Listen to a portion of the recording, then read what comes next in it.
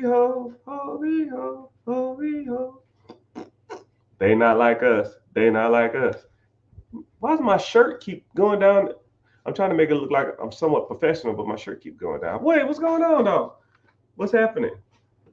What's up? Got that thing fired up. Hope all is well. Hope y'all doing good. Hope y'all doing great. I know it's a little later, but sometimes the best time to talk to people or the best time to get your message out is when people are winding down for the day. Because one thing, in my personal opinion, you reflect a lot on your day when you're winding down. Whenever you're laying in your bed and you're relaxing or you're watching TV and the TV's on in the background and you're surfing the web, or you're laying down or you're sitting in the tub or you're just straightening up the house, getting your day ready for tomorrow, I think sometimes that's the best time you kind of reflect on your day. Me personally, I do it when I'm at the gym. I do my best reflecting at the gym or when I'm driving. But a lot of people statistically reflect whenever they're winding down for their day.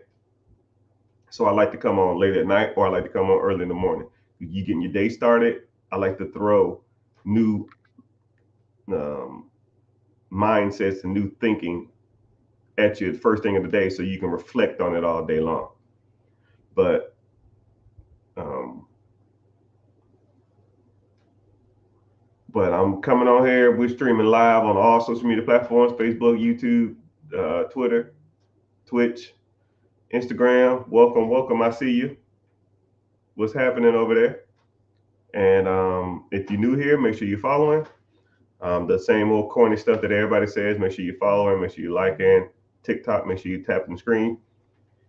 And if you would like to follow, go to the YouTube channel, watch from there.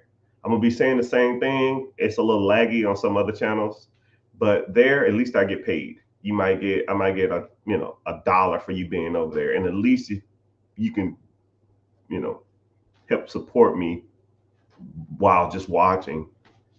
It really helps out. But I appreciate y'all being here. And I noticed that a lot of people are. I'm trending on, I think, Instagram. I don't know. I made a video about a guy spending his money on a dumbass Scat Pack or Hellcat or something like that, and I don't know. I guess people resonated with it, and I said, "Okay, cool, let's go." And you know, social media will send you messages saying, "Hey, we push you, you push us. Like you go live, you post to us, and we'll push you, right?" So I get people to stay on their platform. They push me socially. I get my message out, and scratch my back, I scratch yours. All right. So let's get to real quick before I get to a general lesson. What are my opinions on REITs? REITs are good. Buying your own real estate is better, right? So a REIT is when you put money into a pot and then the pot invests in real estate. It's like a fund that's almost syndication related. So if you don't even know what syndication is, so syndication manager or a fund manager. So if I wanted to start a syndication fund, which I did for a while, but I just didn't like it. It wasn't my thing. I just hated taking people's money. I hate borrowing people's money. I always felt super awkward owing somebody money. So I made them money, and then after I said, okay, after this time, well, I'm gonna make you some money, then I'm gonna just give it back. I didn't like that one bit. It just wasn't my thing. But anyways, syndication deal or syndication managers, what they'll do is they'll go out to multiple different people. You have accredited investors and non-accredited investors. A non-accredited investor is just anybody. Okay, and then you have, sorry, there's three different types. You have a non-accredited investor, accredited investor, and then you have what's called friends and family. Friends and family, you can borrow or invest as much money as you want from them. So if you go to your mom, your dad, your sister, your brothers, your cousin, as much money as possible. A friend, somebody you've known, some acquaintance, you can borrow as much money as from them. Not borrow, you can invest as much money into your fund. And what you'll do is you say, hey, I have an apartment complex I want to buy. It's $3 million. I need a down payment of $300,000. I'm taking a round of funding. You want to invest, you invest. If you don't, you don't. So that's how you get money from friends and family. Then you have what's called a accredited investor. Accredited investor is someone who has $1 million net worth or an individual who makes over $250,000 a year. You can ask a accredited investor, okay? But it is illegal to ask non-accredited investors for money. So if you don't have $1 million net worth or you don't make over $250,000 a year, it is illegal to ask a person who's not a friend or a family member who doesn't make over $250,000 a year or has $1 million net worth for money. So that's why you can't. That's why you don't see ad commercials for like, "Hey, how you doing? My name is Joe Smith. I want to buy this apartment complex. Do you want to invest with me? Send me money." No, you can't do that. That is illegal, according to the SEC, it's the Security Exchange Commission. So, how do you get out of the loophole of finding accredited investors or having friends and family who had that kind of money? The trick is to find people who want to invest with you, but don't talk about your investment until you become their friend. It's kind of like a little weird thing. That's how you kind of get away with it. So, hey man, what's going on? How you doing? Hey man, I see you a real estate manager. Oh yeah. Anyways, you like to golf? Don't even talk about it. Now let's go golfing. You want to go out to eat? Let's go to the club. You like girls? Let's go hang out at the bar. You like to drink? All right, cool. Get the hanging out for a couple times. You say, what do you do? Oh, I have a fund. I raise money for real estate. Oh man, how much you need? Oh man, I need about $200,000 for this one fund. But if you want to invest in it, since we're friends now, I guess we can.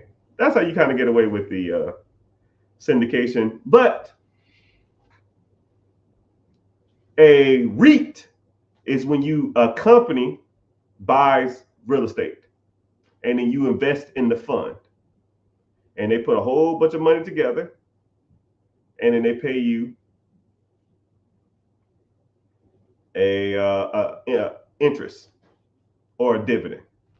They typically range from 8 to 12%. So, moral of the story, if that answers your question, yes, REITs are good. But why don't you just either start your own syndication, you buy the properties and you make the profit, and or start your own fund, invest other people's money, or you buy your own real estate, which has way better returns than 8 to 12%. Or you can just manage the fund of a syndication fund, which they get the acquisition fee. Acquisition just a fancy word for buying something. Disposition fee is just a fancy word for selling something, and management fee or holding fee, which is a fancy word for day-to-day operations. So they might take 5% acquisition, 5% management per year, and then 5% disposition. So you buy a $3 million property, 5% of $3 million bucks, that's $150,000. Management fee, $150,000 a year, and then the disposition fee, you sell it for $4 million. Now you up $200,000 for selling it, and all you did was pull the money together, right? You don't even take any of the interest But if you put your own money in it, then you can do it like that too. But that's a whole nother story. I'm on a rant. Anyways, hope all is well. Hope we in here learning. Hope we got some good questions coming on. Mostly talking about dividend income. I don't know what that means. So let me see what we got. Who we got in here? Social media. All right. YouTube in the house. Twitch in the house. Twitter in the house. No Facebook ever, but it's all good.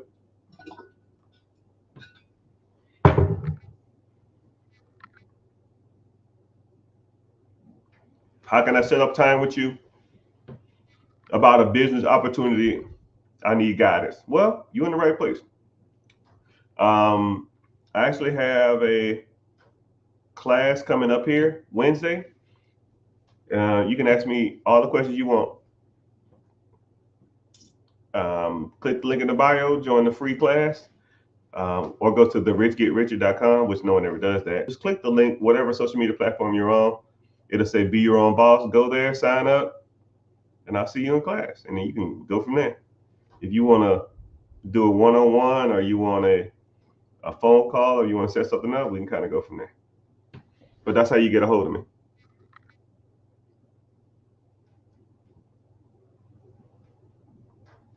Thank you for the nuggets of knowledge. I appreciate it. What are my thoughts on Section 8? Oh my goodness, here we go. Section 8 is a good program. Okay? Section 8 is not the only program for real estate. People talk about Section 8. I'm going to give you a great analogy. It's like someone coming to you. There's someone saying, what do you think about?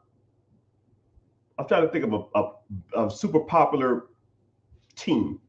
What do you think about the Dallas Cowboys? Yeah, they're one team out of the whole NFL. They're a good team, but are they the best team? At any given Sunday, they can win, or any given Sunday, they can lose. Basketball, what do you think about the Lakers? The Lakers are a good team. Even given day, they can win. Any given day, they can lose. But there's 32 other teams. Baseball, what do you think about the Atlanta Braves? They're a good team, but any given Sunday or any given day, they can lose. Just like any given day, they can win. You need to know all the teams in the NBA. You need to know all the teams in the NFL. You need to know all the teams in baseball. It's the same. You need to know all the different programs, right? Because let's say if you found a deal, but Section 8 won't work. Well, I paid these gurus to teach me Section 8, and this deal, Section 8 won't work, or Section 8 in this state is crappy, or this is not a landlord renter friendly state, or Section 8 doesn't pay 90% or 100% or 80% or whatever the value of it is. Sometimes Section 8 gives you a small percentage depending on the state. So let's say a Section 8 does like a supplementation, right? So they'll give you 10%, 15%, 20%. If the rent is $1,000 and they give them $200, what the does I give about? That don't make me no difference. If they're $800 short, I'm kicking their ass out. It doesn't make a difference in certain states, so it's irrelevant. So in Section 8, some programs don't even work. You know about wholesaling, bird dogging, syndication? I kind of explained that. Section 8, do you know about lease option? Do you know about buy and hold? You know about bird strategy? You know about fix and flipping? I mean, you know about bandit signs? You know about tax liens or tax deeds? Every state is different, people. Every real estate deal is different. If Section 8 won't work, take the hat off, put on your owner financing, or creative financing, or seller financing, or sub 2, right? Do you even know what sub 2 is? Some people might do. You know what lease options is? Some people do. You know what lease buyback is? You know what seller carry is? Some people do. You need to know all the techniques if you really want to get into real estate. And the bad part about it is I was buying real estate for years. And I thought I was the big dog. Oh man, I'm buying a property a month. I damn got all these people moving and shaking. I'm buying all these properties. And then you start meeting mother truckers that really move and do some serious numbers. And I'm talking to them about certain programs and certain things. And they're just like, bro, what the are you talking about? Like I had 40, 50, 60 properties or whatever. And then you start meeting mother cluckers with 31, 32, 3,300 properties, 8,000 properties, 8,000 properties. Younger guys than me and you. I'm in my 40s, so guys younger than me. You got 8,000 units? How the hell you do that? Like this. Boom, boom, boom, boom, boom, boom, boom, boom. And I'm just like, I don't even know what that means. I don't even know what you're talking about. Yeah, I can tell you don't know what you're talking about. That's what you got to learn. That's why you gotta learn. He ain't lying. I ain't gotta lie about no freaking money. I almost wish someone would call me a liar, because I go on rants. I got my receipts. I'll Google and show you everything that you ever asked me.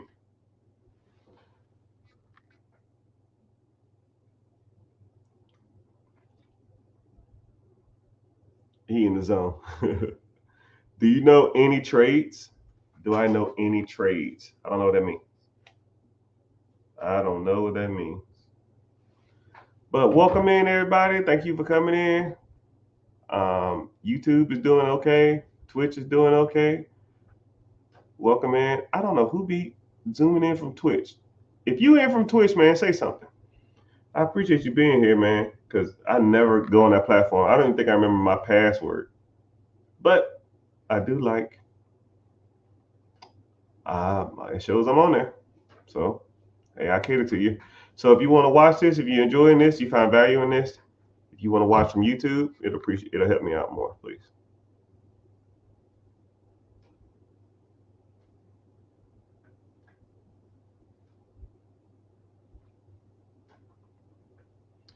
Phantom Towing, what's happening? I see you.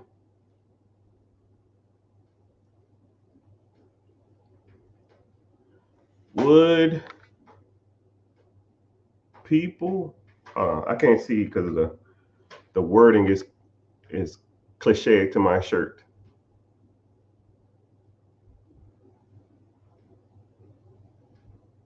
Would you find people who really wanted to help themselves? Would I find people?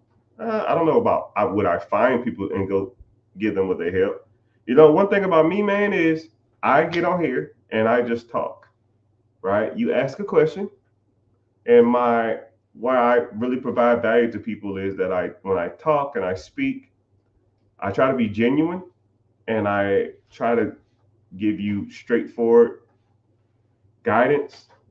And if you give value to people over time, then whenever they really need something, they'll come and find you. So that's what, I'm not finding anybody. I just get on here and talk. All right. Someone said, any guidance for contractors? Yeah. You know, the weird part about it is I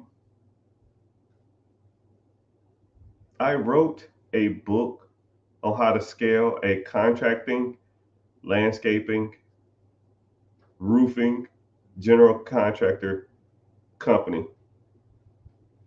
But I only wrote like 10 pages and I just never did anything with it. But that's a whole nother story. But if you wanted to get deep dive into it, we could, you could.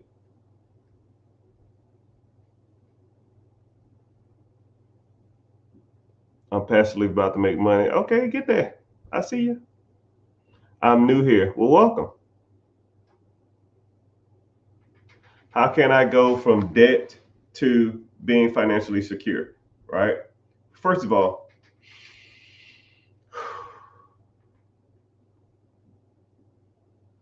when people say stuff like financially free, financially secure, rich, a millionaire, or any of that type of stuff, that's almost like talking vague. It's like someone saying, hey, man, I want to be slow. I'm slow now and I want to be fast. Okay, cool. Hey, man, I'm overweight now and I want to be skinny. Okay, like what is that? What is skinny? What is fast?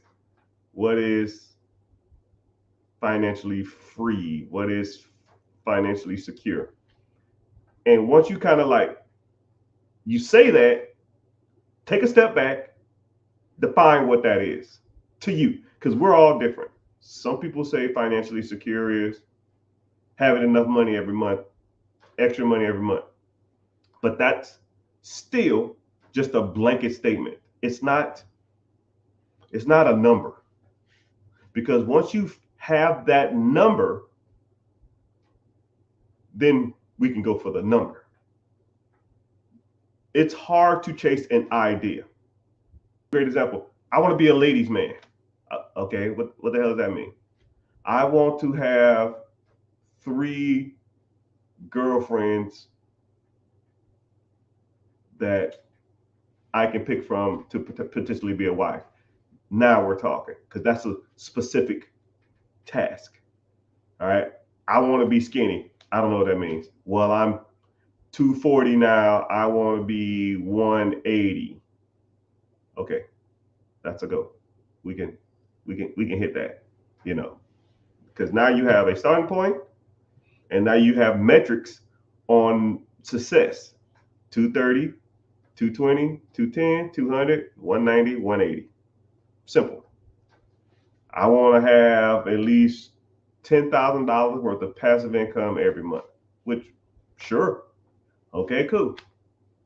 Now we got a number. Now let's start talking about passive income.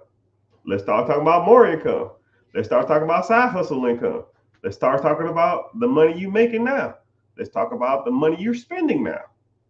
Because once you understand that it's just numbers, break down the numbers, and you get ahead. You know? So, to answer to your question, I don't know how much he said go from debt to financially secure. I don't know how much debt you got. So we got to get rid of debt, because debt, good debt, puts money in your pocket. Bad debt takes money out your pocket every month. If you stop working, how much money are you bringing in every month? Most people is going to be zero, or even less than zero. Like, I want you to think about it, right? Because jobs are this idea that it's like a false sense of security, right? I want everybody to do this exercise. I want you to imagine tomorrow you lost your job. And I hate to be like negative, because I try not to talk like this, but this is just an experiment. You lost your job tomorrow, and you didn't work for the next 3 months.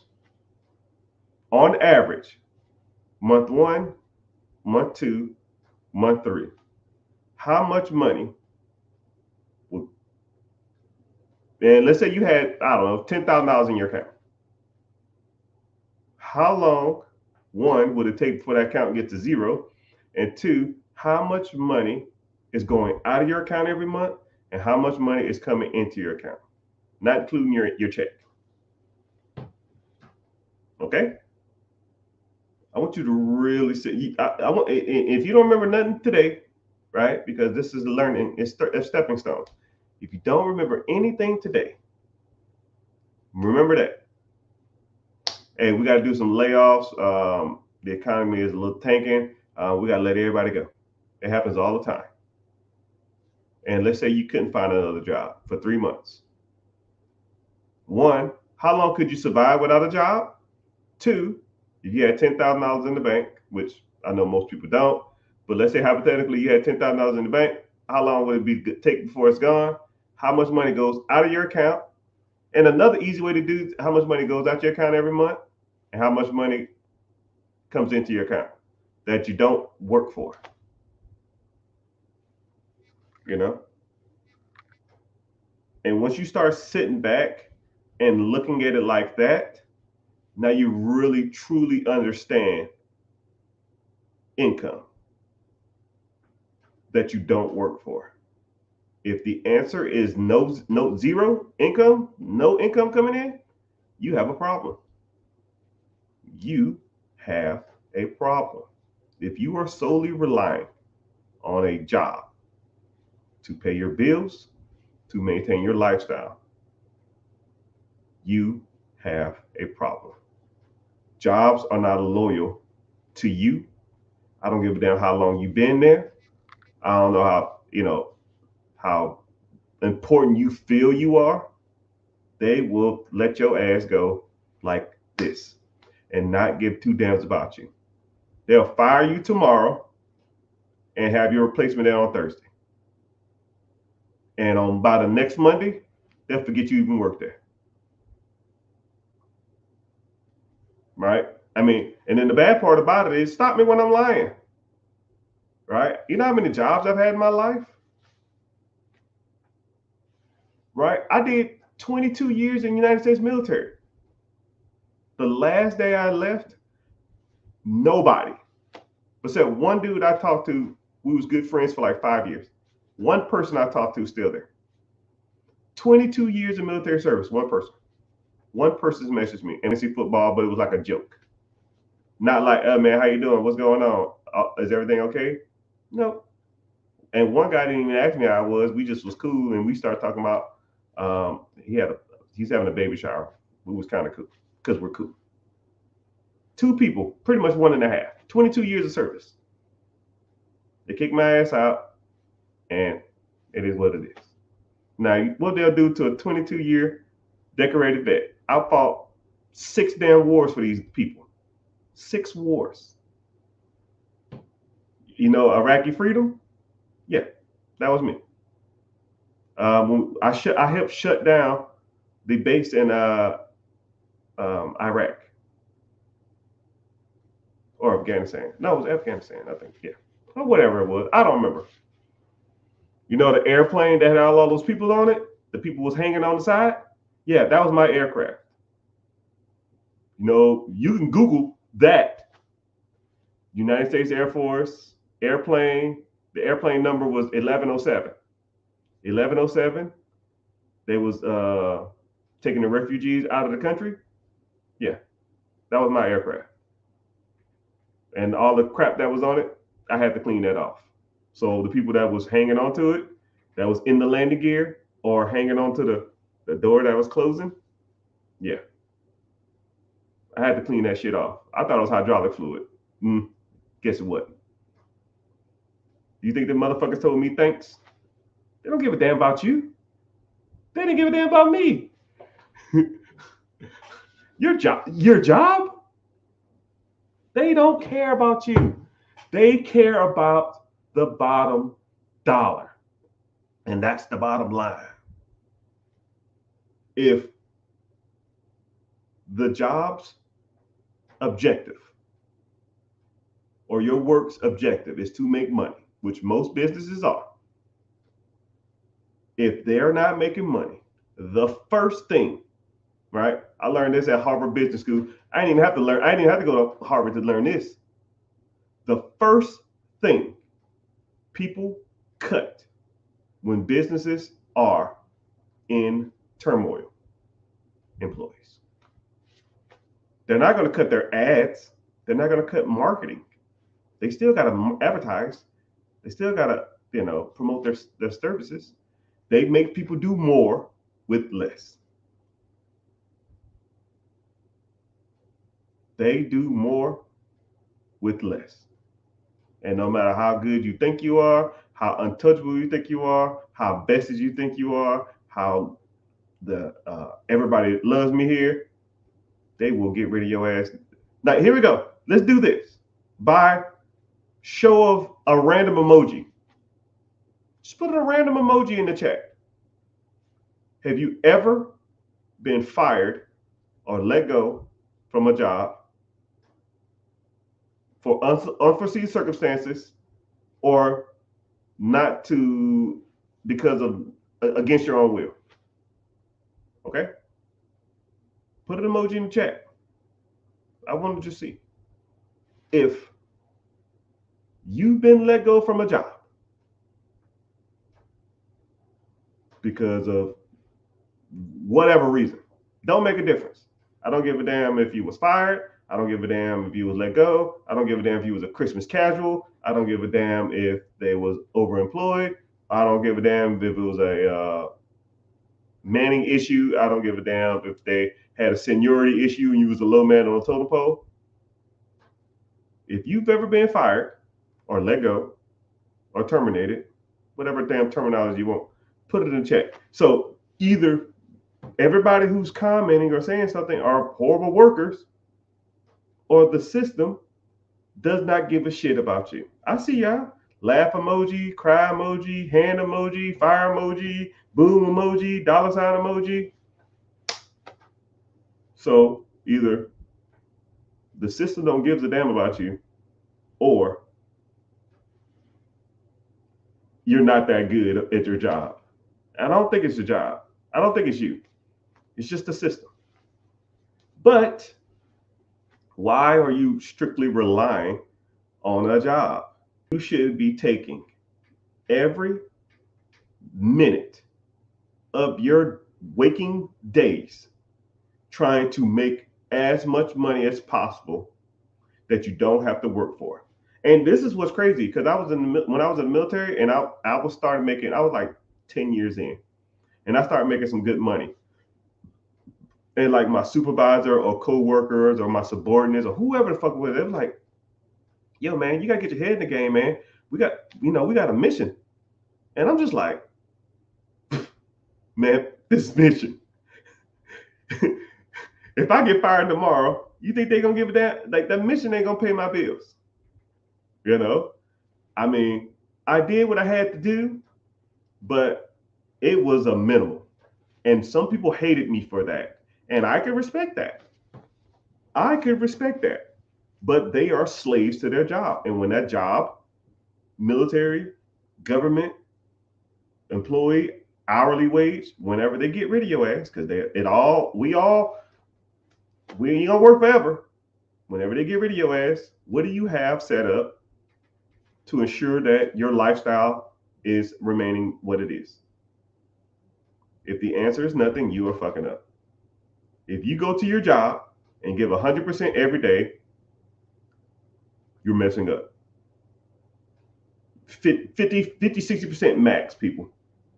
The other 40%, when you're on your lunch break or when you got a free minute, ain't doing nothing, you need to be working on your side hustle, working on your side business, working on your business structure, working on raising capital, working on looking at real estate, working on business acquisitions, working on investing. You got to be working on this stuff, right? Not looking up the new iPhone, not surfing on TikTok talking about some freaking, man, this, oh man, you saw this cat video? Don't fuck about no cats. I ain't got time for that, man. How many property managers did you call today and ask them, do they have any properties available? Right? Do you have anybody that, hey man, did you have any properties that a person don't want to manage no more? They want to liquidate and get out of the properties? Oh yeah, I got one guy, he got 10 properties. Cool. Send him my way. I'll take him off his hands. But it is what it is. It is what it is.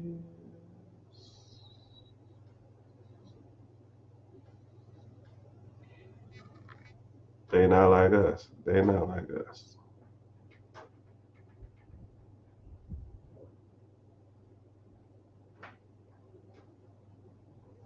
What you cooking? I'm always cooking.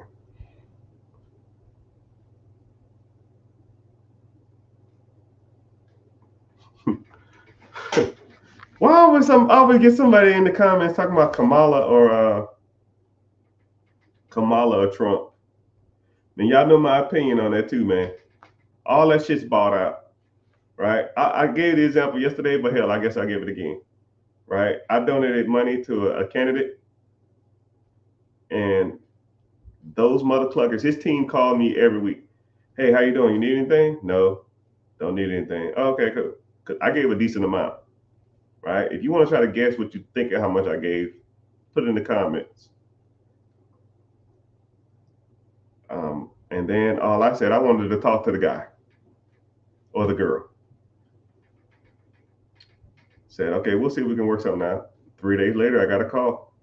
Talked to one of the big dogs for 3 minutes on the phone. And he asked me, did I need anything? I said, no, just wanted to talk. Said, okay, cool. That was that. You think your vote really makes a difference? You think these people out here, you think politics do what's best for you? No, they cater to the stock market, and they cater to people that can really contribute to their contributions in their campaigns. Now think about it. Kamala went to some, I think it was It was a black fraternity, I think, or black sorority, and they raised her $1 million for in her campaign, and she showed up and gave a speech. So I want you to think about that. $1 million and a presidential candidate will show up at an event that you're hosting and give a speech. What about 5 million? What's she doing for me then? I think her first week initially running for office, she raised $11 million. Let's say if I gave 10,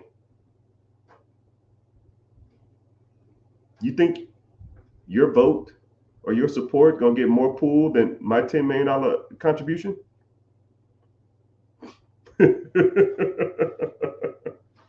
Come on, man. Come on, right? Let's say if I did the same thing with Trump. You give your little $25, you wear your Trump shirt. You think you really moving the needle?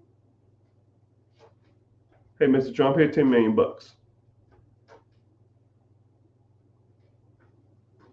Best believe I'll get a call from his ass tomorrow morning. I best believe. And I'll say, hey, what's the next event you got? I want to come through. Oh, sure. My team will set it up. Fly out, probably meet him backstage, shake his hand. I say, hey, yo, since more likely you're going to win this, I need a favor. That's how the shit gets done. So when y'all talk about politics, y'all ain't got a clue. Hate to be a butthole about it, but it's all good. Do I think college is worth it? Yes and no. More so, the things I learned, I think it's a combination of a lot of things. Do you need college? No. Do I think it's worth it? No. But do I appreciate it? Sure. I think I learned more in 4 years in the military than I did 4 years in college. But I honestly think there's like 4 major significant events that taught me more about my day-to-day stuff than any of that. First of all, I had to take what's called a BIC in the United States military, basic instructor course. And it taught me like pitch, tone, vernacular, presentation, conveying a message, like how to public speak. And it was like 7 weeks, 8 hours a day, 7 days, 5 days a week, 8 hours a day, 5 days a week for 9 weeks. I learned more in that public speaking big instructor course than 90% of the shit I learned in college. And I almost recommend everybody to do this, right? You can do BNI, you can do Toastmaster, and that type of stuff like that, where they make you better public speakers. That type of stuff worth every penny. And then the first day you get in there, they'll say, okay, cool. You need to give a 3-minute speech on who you are. Go. No prep time, no nothing. You just like, and then they'll say, okay, cool. Come back next week. We learned what we did right and wrong. We record each other, and then we watched it. A week later, we had a public speaking event. They gave us a random subject. Mine was, what are the benefits of being an ant? They said, what's the benefits of being an ant? You have 30 seconds to get your talking points. You need to talk for 5 minutes. Go. 30 seconds. What are the benefits of being an ant? So I'm going to give you some public speaking one-on-one. First, you need an introduction, then you need a summary, or then an entering summary. Then you need talking points. And then you need, that's pretty much it. For a 5-minute speech, it's not that long, right? So you have a strong shell, you're super strong, and you work all day, but you work for a passion of loving your queen or something like that. I forgot what I said. Introduction. Hey, how you doing? My name is Ernest. I am a worker in Salem, Massachusetts, and And I just blah blah blah blah blah. Once you kind of get it, once they kind of, and then we went from 5 minute speeches to 10 minute speeches, and then we went from 10 minute speeches to 15 minute speeches, to 15 minute speeches to an hour long speech, and then the hardest one was an hour long impromptu random subject speech. I don't know if you ever had to sit there and talk for an hour on a subject that you don't have no clue about. But once you mastered public speaking, anybody in here can give me any subject 3 hours straight. That's the power of learning proper public speaking. 3 hours, any subject, any. I don't give a shit what it is. Like I'm talking now, just talking. Just talking. No subject. Thank you for the follow, whoever just followed me. Appreciate it. You got to learn that type of stuff, man. And then like people come up to me and say like, yo, man, I want to go raise capital. I want to find some private investors. Cool. I'll give you 30 seconds to think over your thoughts. I want you to pitch me why I should give you the money. It's got to be 5 minutes long. It can't be shorter than 4.5, and it can't be longer than 5.5. Go. Man, I don't know what to talk about. So why the hell am I going to give you the damn information? You can't even talk to nobody. If somebody walked in this room right now and they say, hey, how you doing? This is a Japanese investor. He's looking to buy $45 million worth of apartments in the United States this week. I felt like he was the guy you come to. Cool. Hey, how you doing, sir? Welcome to America. How was the plane trip? Oh, man, that's crazy, man. That jet lag is weird. What's the hour differential? Ain't it like 14 hours or something? Oh, man, that's crazy. I visited Japan once. I was in the United States military, and I visited Japan, and it's great food, great culture. I love it. It's very beautiful over there. What part are you from? Oh, yeah, I always wanted to visit up there, too. That's more north, right? Is it kind of cold? You see what I'm doing? I just made that shit up.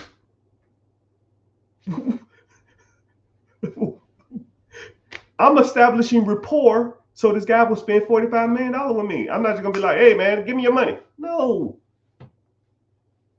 And what's crazy about it, I've never even been to Japan.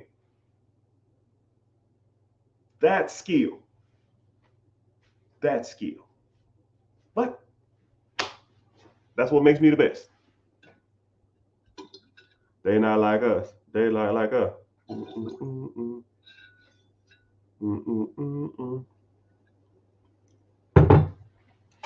Thoughts on a cleaning business? Yeah, cleaning businesses can be very lucrative because one, require a lot of moving parts, and it doesn't require a lot of like inventory and stuff like that. It's pretty straightforward.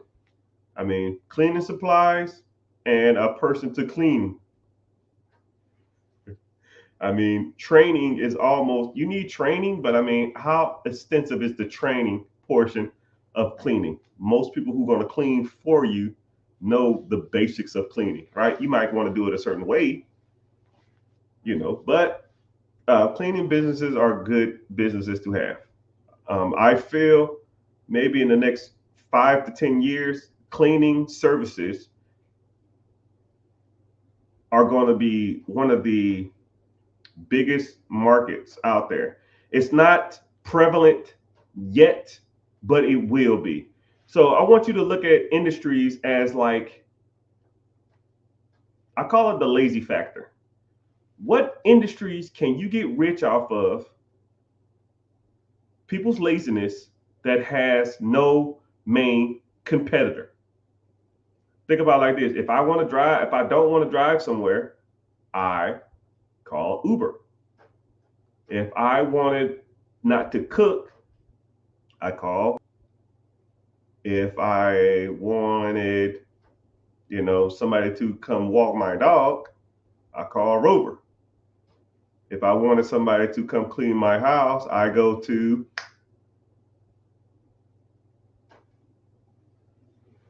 And that's where you make your money at. There's no industry. If I wanted to go to a laundromat, what laundromat would I go to?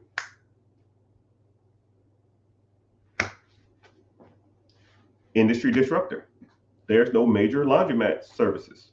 They tried to scale laundromats, but it just doesn't scalable. It's not a scalable business nationwide. That's why you have niche areas for laundromats. To hire a maid service, where you going? Google? Cool. Are you the first person when they Google maids in your area, cleaning service, your area? If they Google that, are you the first 1, 2, or 3 that comes up? Because if you're not, nobody strolls. Let's be real. Anything past the 4th option is not even an option. So I teach you how to make your business Googleable. How you rank at the top. You got to pay for that spot. You want to be the best, you got to pay. Say word.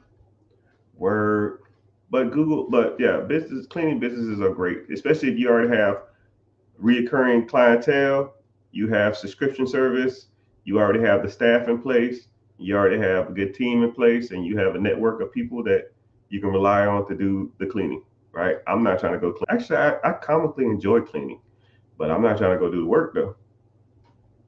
I'll sit right here and manage that shit just like a phone dispatcher. If y'all get that reference. Some of y'all are too young for that. I need help with business funding. Okay, I got you. Link in the bio. Anybody interested? I'll kind of talk about some of my services, my commercial break.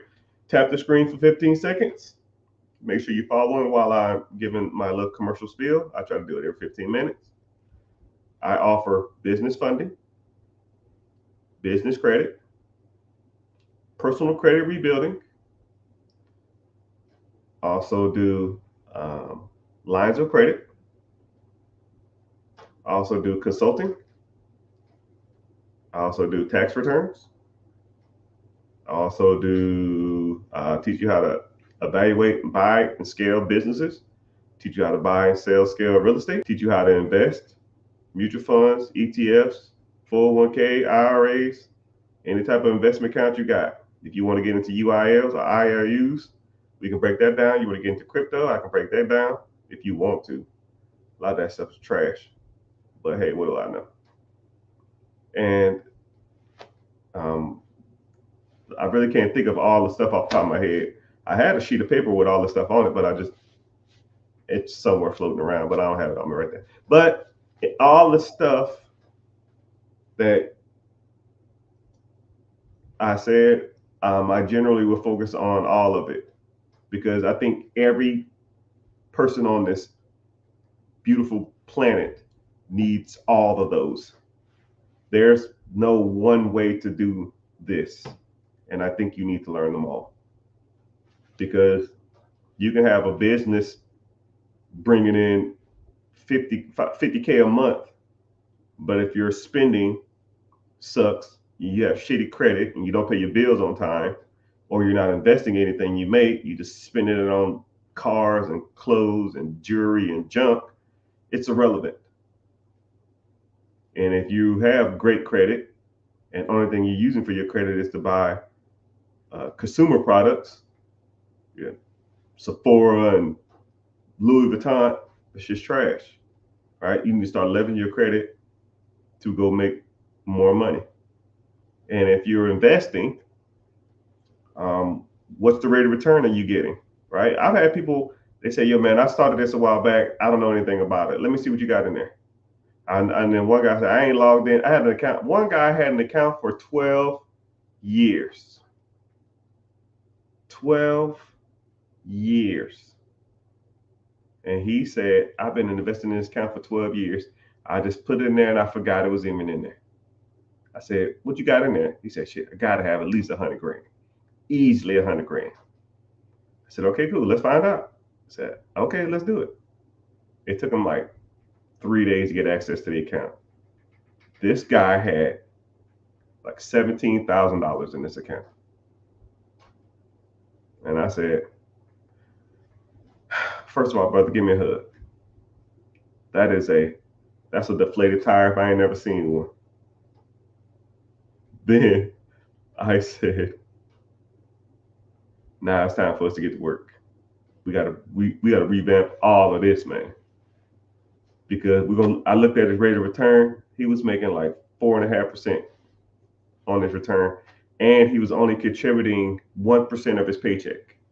1% of his paycheck was the equivalent, I think it was like $70 or something a month. It was nothing. It was horrible. I was just like, oh my goodness. I said, they match. He said, yeah, they do. Up to what, 5%? He said, yeah. Okay, so if you put 5% in, and that's $500, you get an extra free $500. So now you're at $1,000 a month. $1,000 a month times 12 months, that's $12,000. That's almost more than half of what you made over the last 12 years. He said, yeah, I know. I said, all right, let's fix this, please. So you don't know what you don't know until you start talking to people who do know what they're talking about. All right. Someone says, how do you analyze buying an existing business? Can we hire someone? Yeah. Me.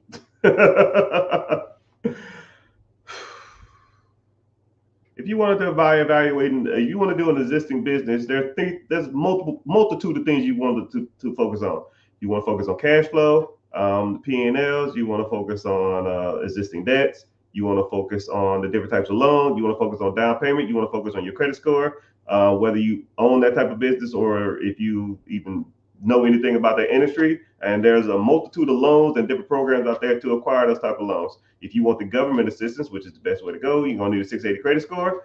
And there's multiple different packages: SBA Express, SBA Flat, SBA 7A, SBA 504, and then a general business loan. General business loan is $5 million or more. More likely, you're not going to even qualify for that. But if you want SBA 7A, you're going to be between $350,000 and $5 million. $5 million at a 10% down payment of a 680 credit score, you can buy that type of business. And then you got to do what's called debt servicing. Debt servicing is when you're sure that that money that comes in from that business can cover the loan. So for example, let's say if a business is making cash flow to you, SED, seller discretionary earnings, which is, let's say, is bringing in $100,000 a year to you, your pocket. You buy the business for $1 million. So the $1 million, you're going to put $100,000 down. So your payment is going to be, you're going to have to finance $900,000. $900,000 at a 10% interest rate is $90,000. So you're going to finance from the bank $990,000 over the next 10 years. $990,000 over the next 10 years is $99,000 payment every year. $99,000 payment every year. But if you sell a discretionary earnings or your cash flow is $100,000, you're bringing in $99,000. You make $1,000 a year, or comically something in the range of like $88 a month. Do you want to make $88 a month while taking on $1 million debt and putting $100,000 down? No, that is dumb. You need to know how to evaluate businesses. That's why I teach you. You need to learn. If you want to get into it, click the link in my bio. I talk about this shit all day. I just do stuff like that to show people I know what I'm talking about. And I just give you simple math to kind of show you how this stuff works. I'll show you where to find them, which ones you can buy, which ones you qualify for, which are the best ones to buy, which are the shitty ones, how to evaluate cash flow, how to evaluate seller discretionary earnings, how to evaluate P&Ls, how to evaluate profit and losses, how to evaluate year-to-dates, how to evaluate the tax returns, how to negotiate with the owners, how to maybe even get sellers financing to help you assist with the down payment or to even purchase it straight up through them, because there's tax benefits to having an owner sell you a business without going through the bank. So that's what we talk about. He says, thanks. Appreciate it. No problem. They're not like us. They're not like us. Someone said, I got 2K waiting to put into the market. Link in the bio, huh? I'll break it down for you. I got so many questions. They're not like us. They're not like us. Da, da, da, da. They're not like us.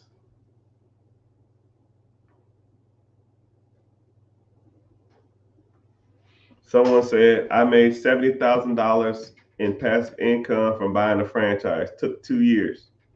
Hey, too easy. You know, sometimes I don't like the word passive because, sometimes, I mean, a lot of times you got to do some work. You got to do something to maintain that process. Sometimes it's a little more extensive than others, but you still got to do stuff for it.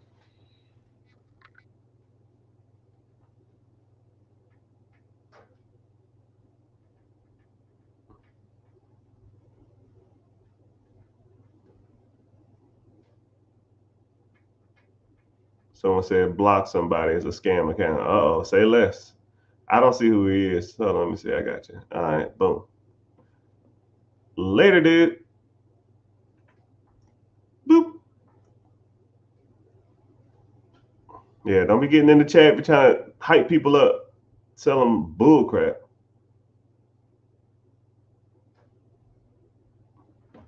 How long does it take from start to end doing an SBA loan? Good question.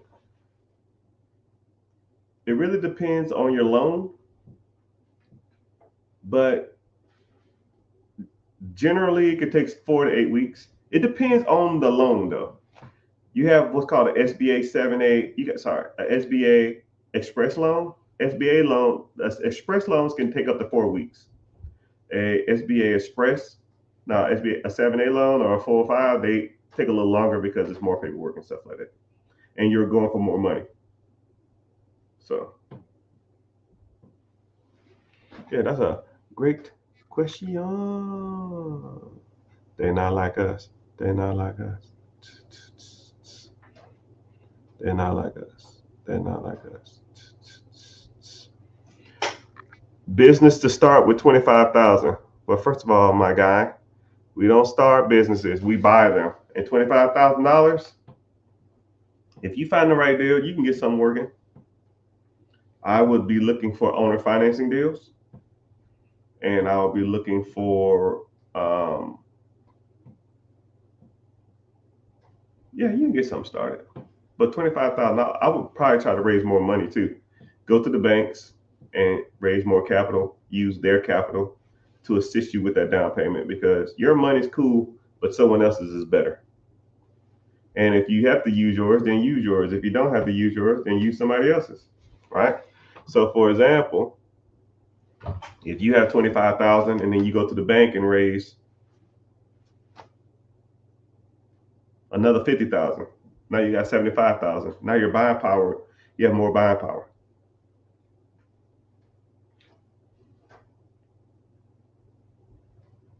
So just something to think about. I like to, you know, tell people they have more options than just what they see in front of them. You know, capital is not hard to raise, but it is a process. You have to know what's going on. You have to know what you're doing, and you have to understand the risk of raising capital. You know, it's crazy, man. I'll show people how to evaluate businesses. I show people how to buy real estate, and then while I work on their business structure, and then I'll get them funds, and as soon as they get the funds, it's like I never hear from them again. It's almost like you already know what they're doing. I mean, you don't got to hear me say the same stuff over and over again. You kind of get the gist of it. But it's all good. 25 grand, that's a decent amount of money, though. You can get a lot started. Someone said, I have $3.8 million net worth. Awesome. I have $1 million in the house. I'm 63, $400,000 worth of income. So where's your net worth at? If you have $1 million, like it's weird. You have $3.4 million net worth. You're 63. You make $400,000 a year. If your house is worth $1 million, probably paid off. You have a $3.4 million net worth. So you have 2.4 in probably 401k and other assets. Shit, you almost at the finish line, man. I would get into like some type of fund that pays dividend or pay interest every year. But 2.4 in the right account, if you had that kind of liquid, I'll probably put you at like 1.5 liquid. 1.5 liquid. I'll put this on my handy dandy calculator. And then your pension and stuff like that's going to pay out every year though. So how you make $400,000 a year? What the hell you do?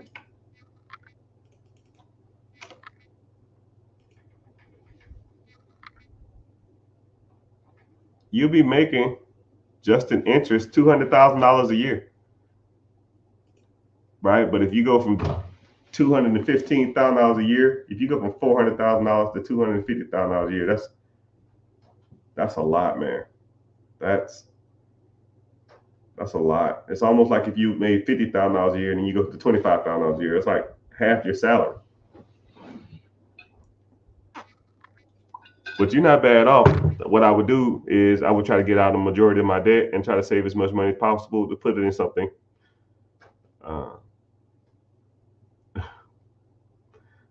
Someone said I've been drinking. You better not.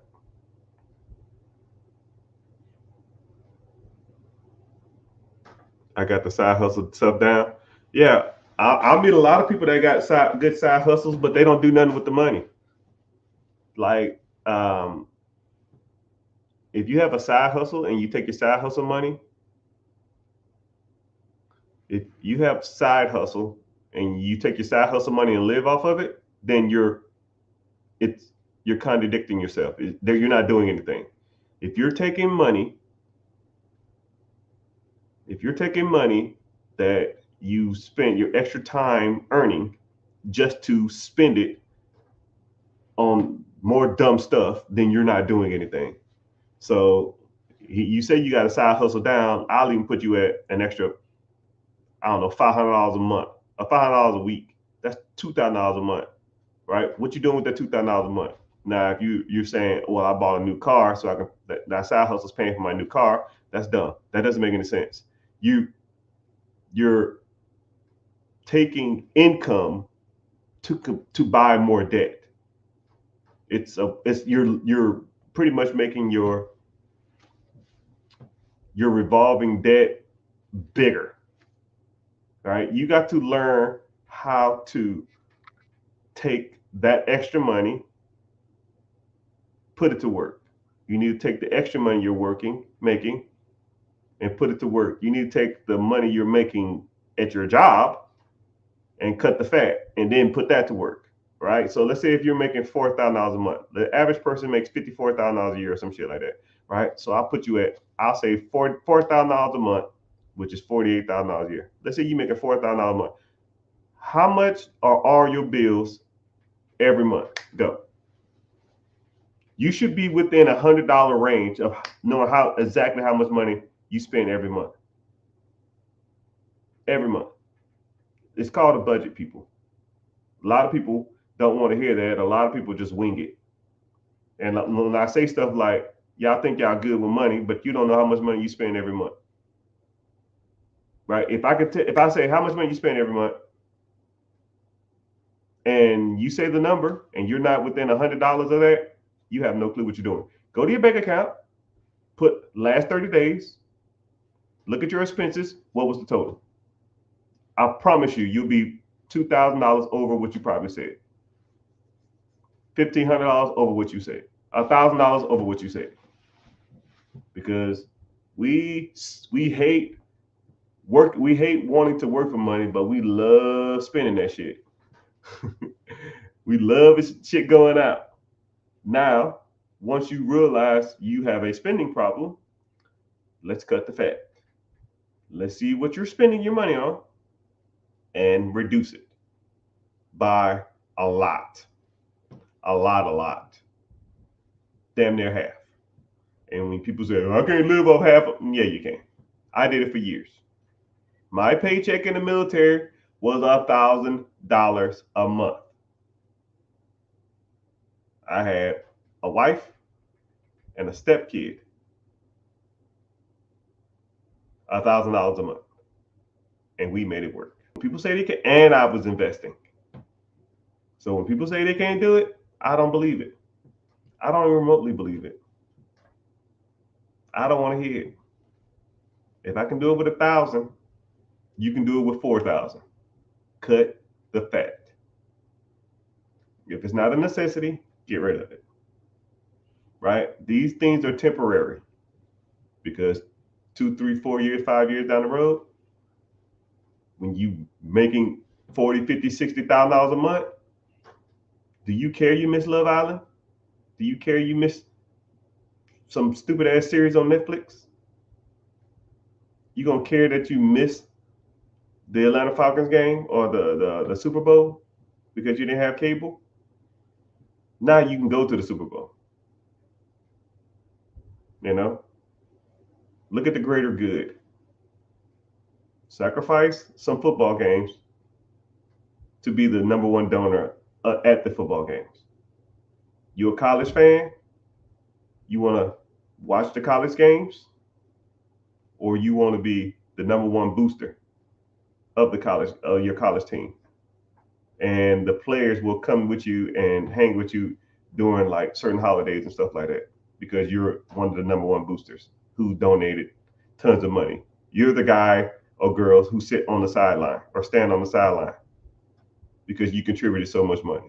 That's a flex. Not, did you watch Love Island last night? Did you watch the Grammys last night? You watched the BET Awards last night?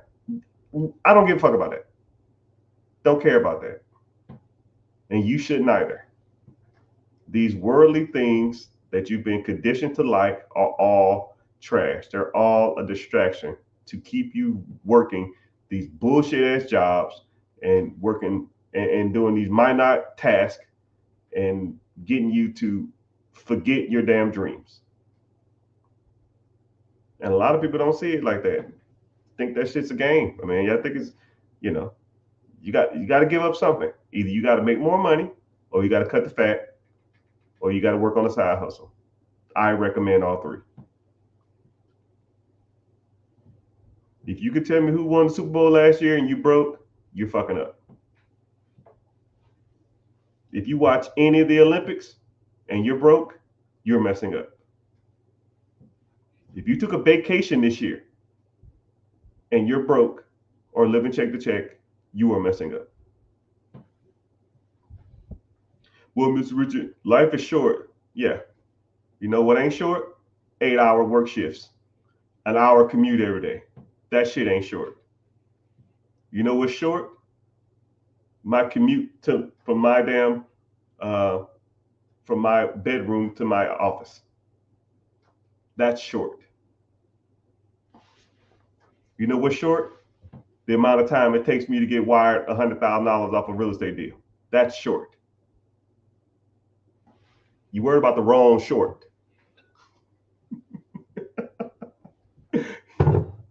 You worry about the wrong short. Life is short. No, my patience is short. For people that say stuff like that, that's what's short.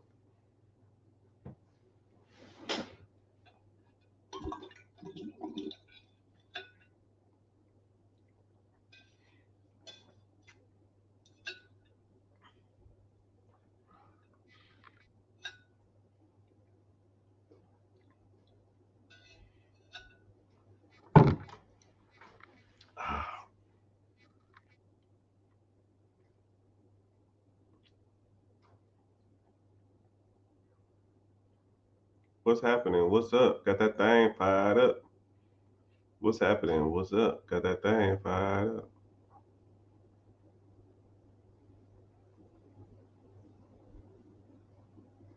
What's happening? What's up? My dog. What's happening? Getting caught up on comments. I appreciate that. I appreciate that. All right. I'm actually saving. We don't save, brother. We invest. Saving for what? A rainy day? I saved $3,000 at the beginning of the year and took a chance on Forex. Oh, I lost all my money. Wah, wah, wah. Wah, wah, wah. Wah, wah, wah, wah, wah, wah, wah, wah. We got another victim. Forex is trash. Sports betting, trash. IULs, trash. Crypto, trash. Scat packs, trash. Really?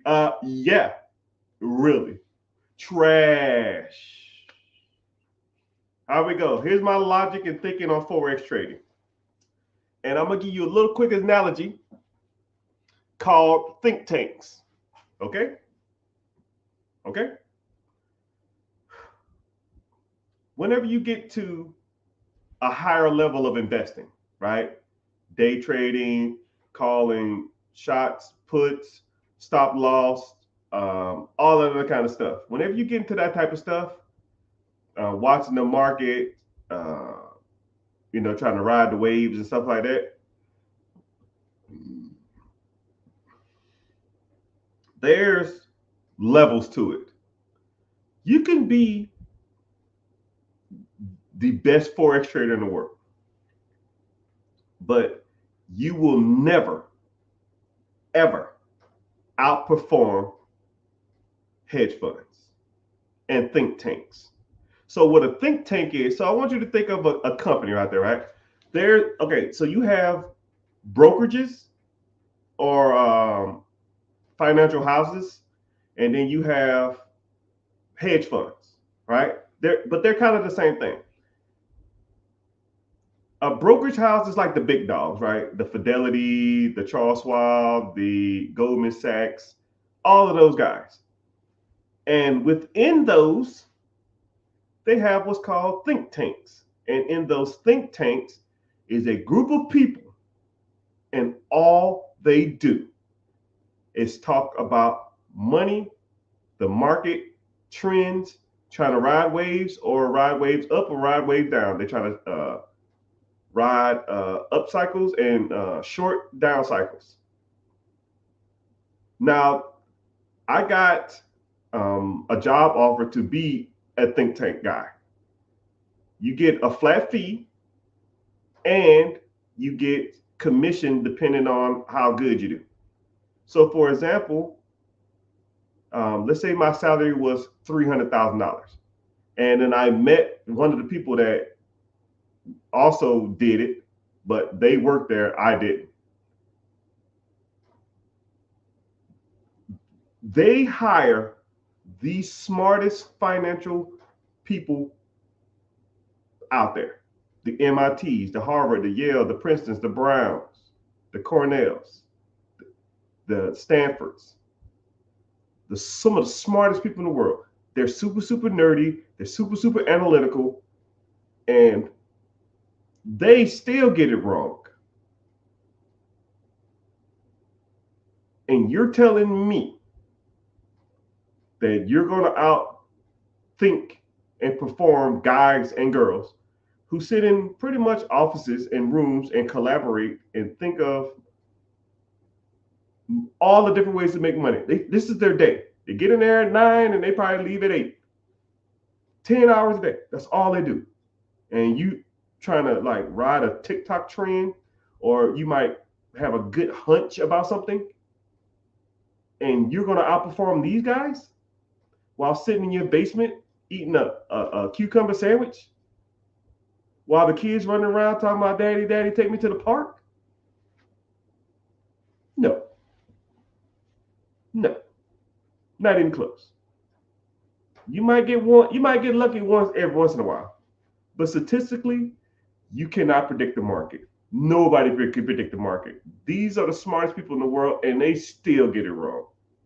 And you're going to do it sitting in your pajamas, watching Maury, eating ice cream at 2 a.m? Forget about it. That's why all that shit over time loses. Because you might hit every once in a while. Even a broke clock right twice. You might hit every once in a while, but over time, statistically, you will not win. I hate to be the bearer of bad news. I'm not trying to damn bust your bubble. I'm not trying to be an asshole. It just doesn't work long term. If you want to generate wealth and be rich in America, you have to play the long game. You will not get rich overnight. You will not get a hunch that a little, and then bet the farm on it. And if you do hit, congratulations. You statistically beat the system once. Take your winnings and never touch it again. But you know what people do? They got 3,000. They put it on something. Now I'm up 1,000. They took the 4,000. They put 1,500 on it. Now they have 5,500. Shit, I got this down now. They put the whole 5,500 on it, and they lose.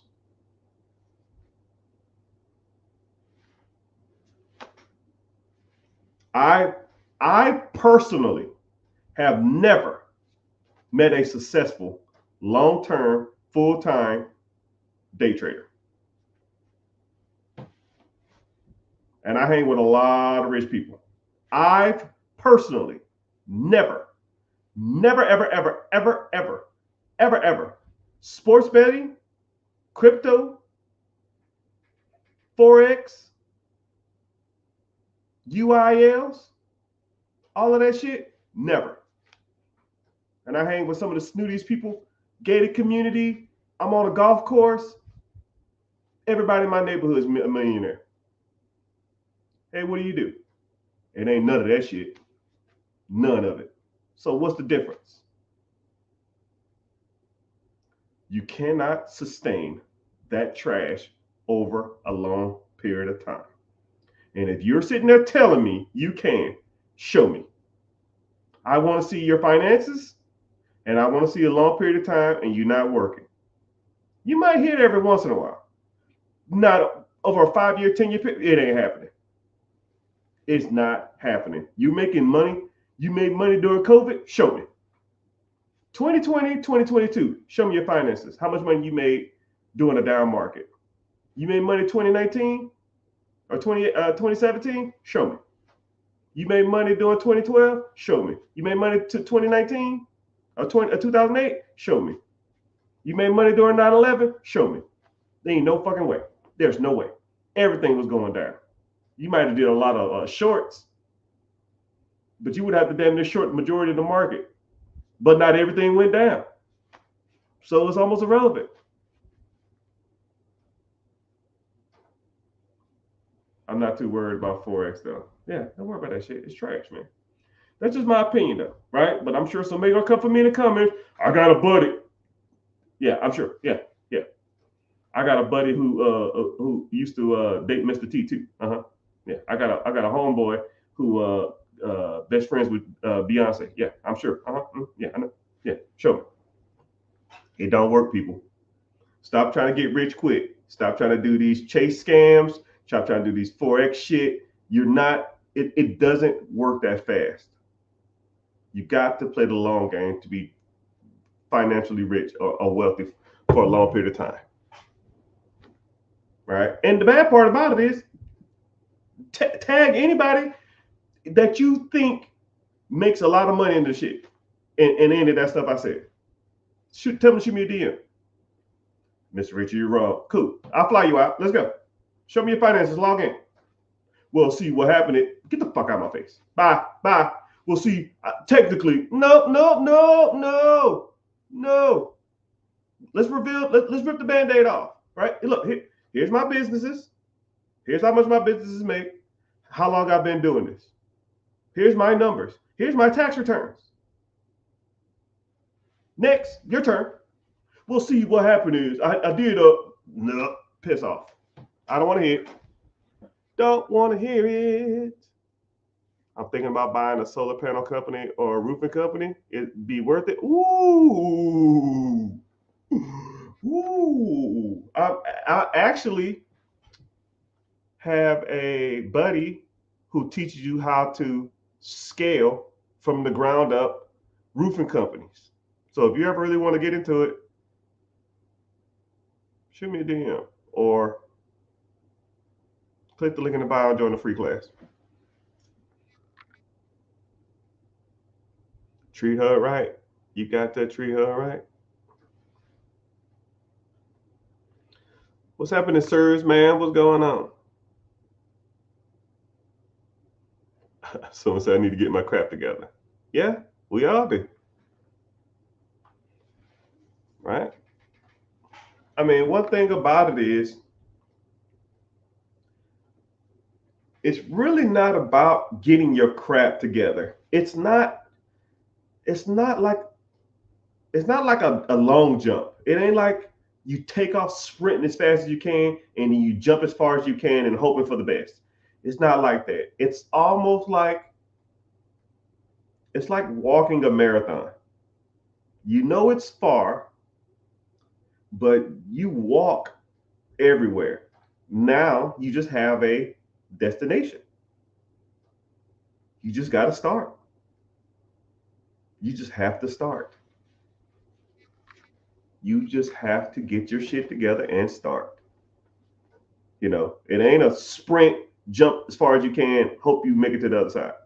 That ain't gonna work. You have to start walking, and then once you get to a goal, let's set a goal. Okay, let's do a half a mile. You get to half a mile, cool. Let's stop, take a break, get some water, cool down, relax for a second, stretch out a little bit. You ready? All right, let's get to walking. And that's how you do it, man.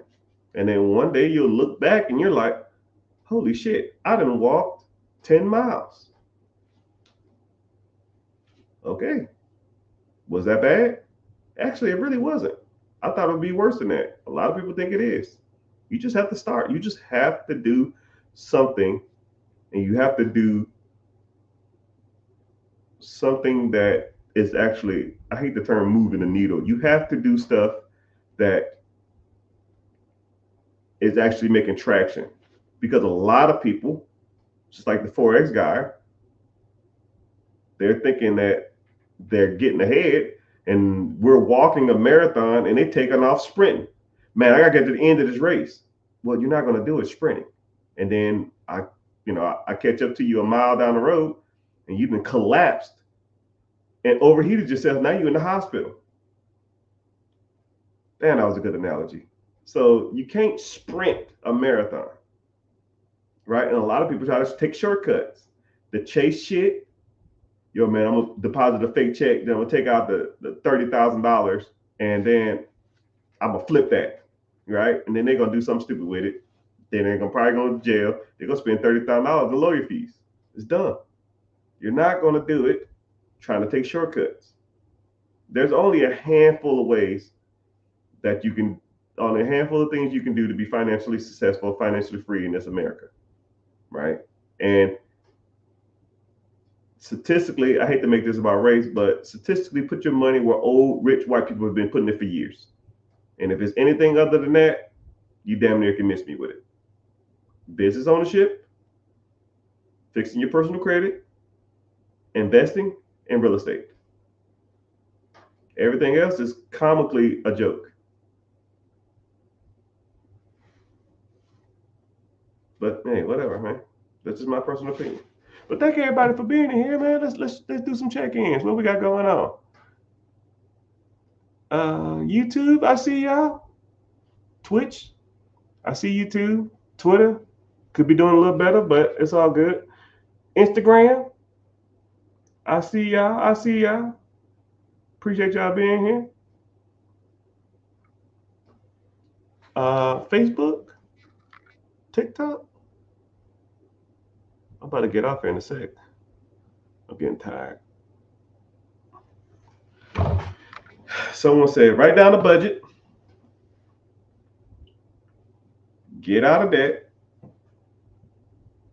quality relationships, save your money, invest, index funds.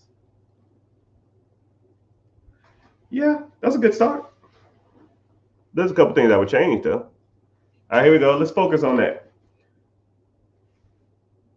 Writing down budget. I'll use like a weight loss program as an example. Like we've all told ourselves, man, I'm gonna cut the fat. I'm going to lose weight. I'm going to eat better. And then you'll do it for like 3 days, 4 days, 5 days, and you're just like, I need a pizza, right? What a lot of people don't do is they don't factor in like junk, or they don't try to taper themselves off. You know, a lot of people, when they think of a budget, if you're making $4,000 a month, you say, okay, I'm gonna reduce my spending from 4,000 to 2,000. No, man, you don't have to like dramatically cut the fat or dramatically reduce your expenses. You can slowly but surely, okay, let me pick one thing this month that I know I don't need. Uh, okay, Hulu. Let me cut Hulu this month, and then 2 months from now, I'm going to cut something else. You know, and then but you learn to live without certain things. Or next month, I'm gonna cut something else. Or next month, I'm not gonna eat out as much. Or next month, I'm only gonna have a budget of $200 to eat out, and then I'm gonna reduce it to $150 a month. Then I'm gonna reduce it to $100 a month. Then I'm gonna reduce it to $50 a month. Will I just get rid of eating out? Probably not. So let me reduce. Let me just at least get $50 to eat out a month. And now you go, you know, you slowly but surely you're winging yourself off. It's like when you're, you know, if you're an alcoholic or you're in drugs, you're trying to go cold turkey. It's kind of hard to do. You have to start winging yourself off. It's the same thing with a budget, and it's the same thing with your finances. You're not just going to wake up one day and say, "Oh, I'm ready to be rich." Cut all my expenses, cut everything, cut the fat. You know, I'm kind of dramatic like that. I would probably do it, but you don't. Most people aren't like that, right? I'm kind of a different animal. So if you can't do it like that, just take it 1 month at a time. Cut one thing every month or every 2 months and see if you just have to have it. And if you have to have it, I guess you get it back, but then get rid of something else. But inevitably and eventually, the goal is to get um, to have a budget that's so tight, you know how much money you're spending every month, damn near to the $50. Anything over to that, you're messing up. Then he said, get out of debt, which there's good debt and there's bad debt. Good debt puts money in your pocket every month. Bad debt takes money out your pocket every month. If you stop working, how much money is coming out your account? That's not a living expense. Like you have, you know, a house is a living expense. Cars, do you need a car payment? No, you don't. But some people consider them living expenses. I don't. You don't need a damn $50,000 Hellcat. You know, I had a buddy. I don't know if he's watching this or not. If he is, oh well. He had a $65,000 Hellcat and a $45,000 F-150. And I said, yo, bro, you got damn near $110,000 worth of car payments. He said, yeah, man, I'm a bigger guy. The Hellcat's for fun. And then I use the truck as like my cruiser every day. And in his head, it made sense. And I was like, what's the payment on this? He said the truck was 8, the Hellcat was 12. I said, you spending $2,000 a month. $2,000 a month on car payments. That's not including insurance or maintenance. Whatever, man. And then bad part about it is 3 months later, he didn't have a job anymore. And I said, what you gonna do? He said, I'm gonna keep both of the cars. I'm gonna just get another job to pay for both of them. Some people don't see it, man. Some people they in their head it doesn't make sense. It is what it is. It is what it is. So getting out of bad debt. You know, if you have a car, I'm not saying you should sell your car, which I kind of am. Get rid of that thing. Get something that's just paid off and you ain't gotta have no car payment for. But once you pay that thing off, you're done with car payments. Make that shit last as long as you can. Ride it till the wheels fall off. If you're driving down the street and it's leaking from the window and it shakes real bad at 50 miles per hour, I do not care. Get it fixed. It'll be way cheaper than buying a new car, especially for the damn new payment. Get out of bad debt. If it's making you money, don't pay it off. If it's not making you money, get rid of it. Revolving credit, credit cards, consumer credit cards, that's just trash. Get rid of it. Quality relationships. Yep, you need to start associating with and hanging around people who make good money or make good financial decisions. There's tons of places you can hang out or start associating with people who are financially free and financially savvy. I'll give you some off the top of my head.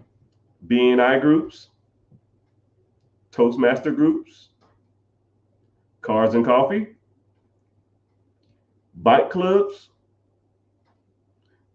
You know, like some of these guys who ride some of these expensive ass bikes and these bikes club, they have like $4,000 or $5,000 bikes. If you have a $5,000 bike, you probably don't have a lot of worries in life when it comes to your finances. Once you start hanging around those people, then you will start indirectly learning more about finances and money. And the bad part about it is a good road bike is only like $150. You can go to like Facebook Marketplace and find a good road bike for $150. And then you'd be riding next to guys with $5,000 bikes. But you just say, hey, man, I'm thinking about getting into cycling. I've been cycling around my neighborhood. And, now you're getting in shape and you're hanging around rich people. Cars and Coffee. You don't even have to have a car. Just go and talk to the people. Hey, man, this your car? Yeah. Oh, man, what year is this? 72? Yeah, my dad had a 73. He sold it. My mom sold it when he passed away, and I was so mad at it, right? They didn't even get the value for it, what they wanted for it. How much is, if you had to put a value on this, what do you put it at? I don't know, 75,000. Oh, okay, cool. Yeah, we ended up getting like 30 grand for it. I know we got ripped off. I'm just making shit up. I'm just having a conversation with the dude. Establishing rapport. So where you from? You from around here? Cool. What do you do for a living? Oh, I do this. You establish a rapport. Stuff like that. BNI groups. REO meetings. Real estate REI meetings. Go there and hang out with people who talk about real estate. That's all they do there. You want to talk about real estate? Go to a real estate live event. And it just be people in there, and all they doing is talking about what investments they got, what investments they had, what money they lost, what money they got, and all they do is sitting there talking about money. You will almost get, sometimes I go to these things and I'll just be like, yo, bro, like, let's talk about something other than money, because that's all they talk about. And I'll talk about money all the time. But there's tons of places you can go. And I just gave you some off the top of my head. All right. If I sat here, I can probably talk for an hour just off that. But there's multiple places you can go in your community where high net worth individuals go. Right? Just think of where rich people would hang out. High-end gyms. Right? Think about a gym membership. Let's say the gym membership is more than your freaking $20 Anytime Fitness, or your damn 24 hour, your whatever, LA Fitness, $40, right? Go to a high-end gym, right? My gym is high-end. All right? I spend a lot of money a month, and everybody in there is pretty much well off. I thought I was doing good until I started meeting some of these people in there. I was just like, what the fuck? How much you make? God dang. Hey man, what you doing for lunch? Nothing. Let's hang out. My treat. Or your treat, you want to make all the money. Okay, let's go. Chipotle across the street. But yeah, you got to start hanging around people with money. Facebook in the house, I see you. Save and invest. Save your money and invest. Saving the money and investing is just like the getting out of debt stuff. So you want to save as much money as possible and invest as much money as possible. I'm not a real bigger on savings. I feel like anything that's an emergency, I can put it on pretty much any credit card. If you have a $3,000 credit card, what emergency is going to cost more than $3,000? A flat tire, a rental car, an emergency flight, $3,000 credit card. Why do people have savings accounts? What are you saving it for? A rainy day? I don't know what the fuck that means. Right? I've never understood the principle behind a savings account. You don't need them. Right? Now, if you have like a way to save or something like that, like sometimes I have like an overdraft protection and maybe keep like $1,000 or something in there, but or every time I spend $1, every time I slide my debit card, they round it up and put it in there, or they put $1 in the account every time. It's like $1,000. Anytime I get over $1,000, I just transfer it out. I don't care. Put it into an investment, right? Invest your extra income. I don't give a damn if it's side hustle. I don't give a damn if you cut your bills or cut your expenses. All that extra money needs to be going to investing. All of it. No more rainy day shit. We don't need that. Get you a decent credit card. The crap hits the fan, slide your card. That's what that's for. And then you pay it off with that extra money. Then when that credit card's paid off, then you go back to investing again. You don't stay in debt, right? And you for damn sure don't use it to buy consumer products. Ooh, I saw a watch on sale. I saw this dress on sale. That don't make any damn sense. And then index funds. Index funds are cool, I guess. ETFs, a little better. Mutual fund, maybe a little better than index funds. But whatever vehicle you use to invest in, it's irrelevant. It's irrelevant. Just do it.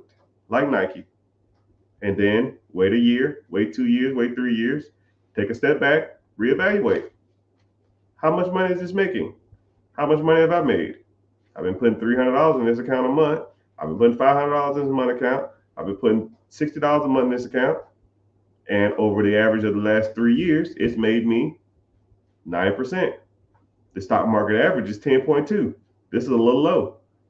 Transfer. The stock market average is 10.5. I'm doing 12.5. All right, well, shit, let it ride.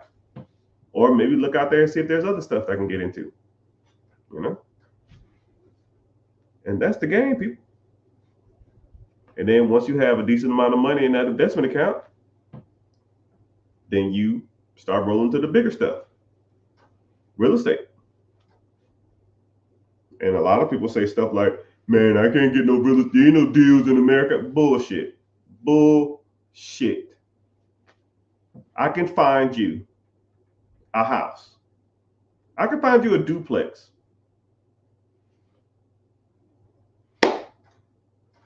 In the next 5 minutes. Under $80K, your payment would be $600, $700 a month, and both sides are renting out for $1,000 a piece, $2,000, and your payment is $600 a month. You making $1,400 a month, which is about $16,000, $17,000 a year. Next 5 minutes.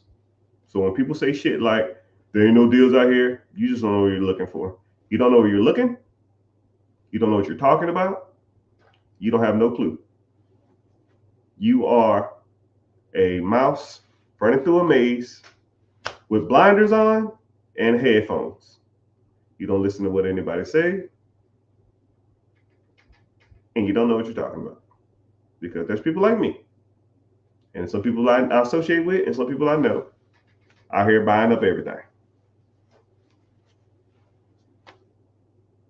But hey, it is what it is, people. It is what it is. So, just based off that, if you're interested, you like talking about that type of stuff, click the link in the bio, join a free class. Find it in New York City. Come on, man. I said I'll show you a place, not no fucking New York. And for damn sure not in California. First of all, there's not even duplexes in New York. At least I don't know of any. But you know the bad part about it is there was a house. I was looking. There was a house. I want to say it was in Brooklyn. Maybe it wasn't in Brooklyn. I don't remember. I really don't want to look it up. I don't know where I found it. But there was a house in New York, and I think it was only like It wasn't even expensive, $400,000, and it was huge, man. It was huge in New York. I mean, I don't know what part of New York. I have no clue about New York like that. I have no clue anything about New York. But I'll do this though.